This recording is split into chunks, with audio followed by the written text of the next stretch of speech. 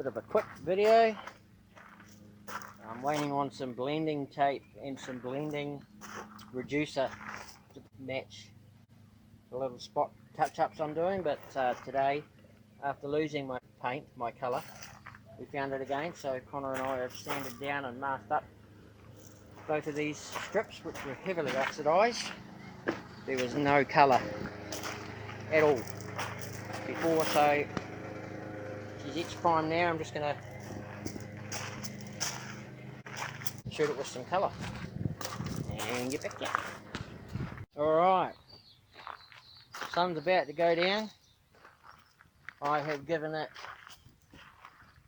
a lot, I think about 7 or 8 coats of colour, and then I just kept recoating the clear until I ran the little touch-up gun dry. So it's still quite tacky. I also used 2-pack hardener, but I did 1-to-1 instead of 2-to-1, so it should harden quicker. The idea is hopefully be able to get out tomorrow without damaging it. And dry with the sun shining. I'm very impressed with not having to wet sand this now. So, I mean, I could, it's just a bump strip, so it's full of dimples and things and whatnot, but it was really it just had nothing on the top, like I said in the video. I should have shown you before pictures, but because we couldn't find the paint, kind of pushed the day out a little bit longer than what I would have thought. But the good news is there doesn't appear to be any dust in it, and also I seem to be knowing what the gun needs now to get the achieved result and good without runs. So I'm learning just by doing, I suppose, and I know that it needs more or less air. The gun seems to respond. I'll get the camera focused on it. Yeah, the gun, I seem to know whether it needs more air, less air, more fluid, less fluid, making less adjustments, and getting a better result than I used to.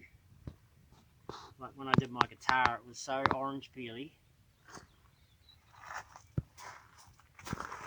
that it had so much orange peel in it, by the time I got it back to smooth, it virtually had no clear on it, and that was just because of inexperience, but it really bothered me enough to play around with the gun a bit more today, and I did. So hopefully we can get the masking tape off in one piece and it'll go rock hard. I'll put the heat gun on it a couple of times to simulate sunlight, but I don't want to do that too much. I just want to let it cure on its own time.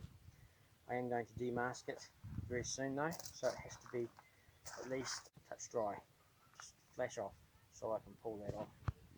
But anyway, so far very happy with it. Cool.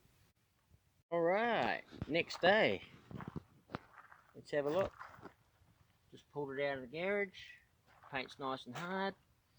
There's obviously a bit of clear coat and tacky residue on there, but there's a bit of clear coat missing off the actual paint. I guess I'll fix it up later. I'm pretty happy really with the amount of fluid that went on the clear coat, the amount of coats of clear coat that went on there, and the way it's delivered. You can see the metallic in there quite nicely. This again is wax and tacky residue. I'll get that off after the paint's hardened a bit more. Bit came off there with the masking tape. I'll be able to attend to that as well. All things being said though, standing back, it's the right colour, and once we get rid of the tacky stuff, yeah, it's certainly fixed it.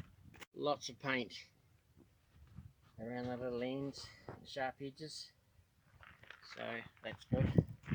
Lots of fluid on this side, of course.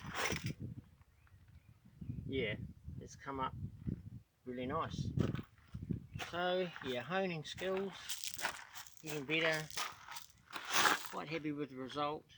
I know it's a rub rail and I didn't need it sanded back to perfect. I just needed it not sun faded along the top here.